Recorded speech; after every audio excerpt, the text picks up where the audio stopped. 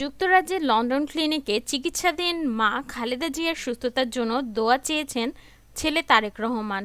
শুক্রবার ১৭ জানুয়ারি লন্ডন সময় সন্ধ্যার পর অন্য দিনের মতো সেন্ট্রাল লন্ডনের বিশেষায়িত হসপিটাল দ্য লন্ডন ক্লিনিকে স্ত্রীসহ মাকে দেখতে যান বিএনপি ভারপ্রাপ্ত চেয়ারম্যান। হাসপাতালের প্রবেশপথে অপেক্ষমান সাংবাদিকদের প্রশ্নের জবাবে মায়ের জন্য দোয়া চাওয়ার ছাড়া আর কোনো মন্তব্য করেননি।